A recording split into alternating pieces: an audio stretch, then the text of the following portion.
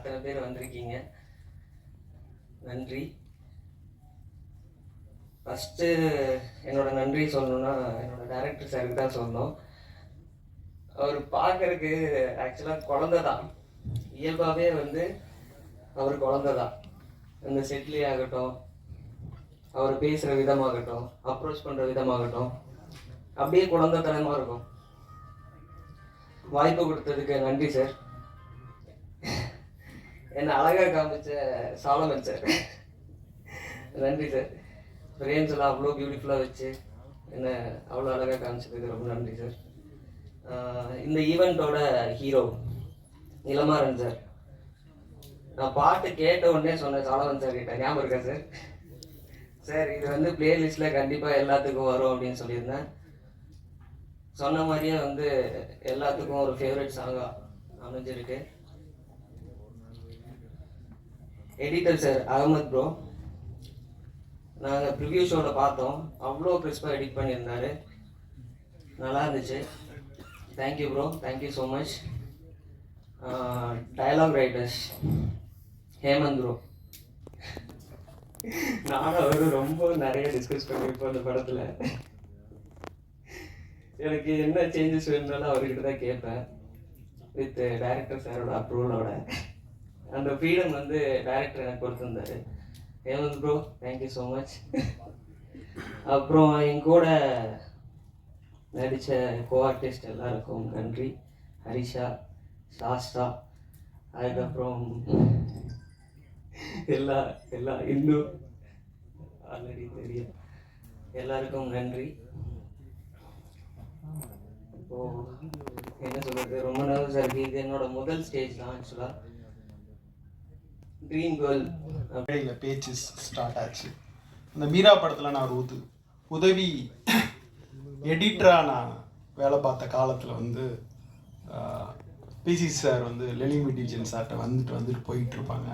அந்த விஷுவல்ஸை, அந்த ரஷ்ஷை முன்ன பின்ன நான் பார்த்துக்கிட்டே இருந்திருக்கேன்.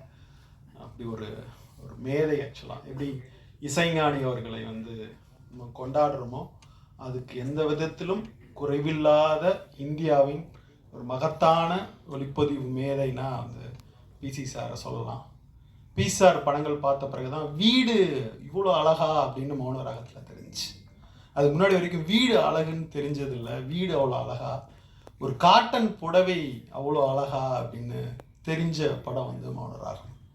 நான் வந்து கமலா தேட்டரில் திருடா படம் பார்த்துட்டு இருந்தேன். அதில் வந்து தீ தீ தித்திக்கும் தீ அப்படின்னு ஒரு பாட்டு.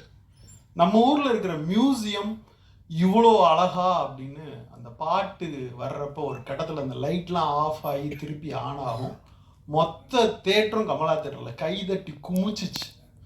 ஒரு வசனத்துக்கு கிடைக்காத கைதட்டு, ஒரு நடிப்பு, எல்லாத்தையும் தாண்டி ஒரு ஒளிப்பதிவுக்கு ஒரு மொத்த திரையரங்கமும் கைதட்டி மகிழ்ந்துச்சுன்னா, வெறும் ஒரு லைட்டில் ஒருத்தன் கவிதை சொல்கிறான், ஒரு மேஜிக் பண்ணுறாருன்னா அந்த பாட்டை வந்து நான் திருப்பி அடுத்த நாள் மறுபடியும் திருடா பார்க்குறேன், அதே இடத்துல கைதட்டு விடுது.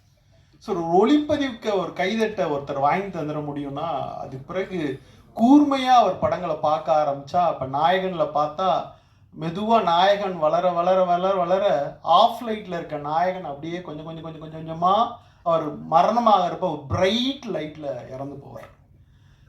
ஒரு கதாசிரியர் கதை சொல்லிட்டு இருக்க மாதிரி ஒளியில் ஒரு கதையை கொஞ்சமாக சொல்லிட்டு இருக்க ஒரு மேதையாக நான் வந்து பிசி சார் அவர்களை பார்க்குறேன். அவருடைய டைரக்ஷனில் வந்து குருதி புனல் ஆகட்டும், அக்னி நட்சத்திரம் ஆகட்டும். எனக்கு அக்னி நட்சத்திரத்தினுடைய ஃபோட்டோகிராஃபிலாம் பயங்கர வியப்பாக இருக்கும். எப்படா இது அப்படின்னு மணிசார்ட்ட ஒரு தடவை கேட்டப்ப, கார்ட்டூன் படங்கள்லாம் பார்க்குற ஒரு மேஜிக்கை பண்ணணும் அப்படின்னு நானும் பிசியும் பேசிக்கிட்டு இருந்தோம். அப்படின்ட்டு சொல்லலாம், என்ன வேணா இப்படி பண்ணலாம் அப்படி பண்ணலாம். நான் அந்த மேஜிக்கை வந்து ராஜா அந்த சாங்கில் வந்து அப்படி இதுக்கு முன்னாடி சென்னையினுடைய எக்மோர் ரயில்வே ஸ்டேஷனை நம்ம பார்த்துருப்போமான்னு தெரியாது. அவ்வளோ அற்புதமாக வீட்டில் இருக்க வெங்கல தட்டு கூட, வெங்கல பானை கூட மின்ற ஒரு அழகை வந்து திரையில் காமிச்சவர். அப்போ 35mm வெறும் ப்ராசஸிங், வெறும் ஃபிலிம், வெறும் லேப்.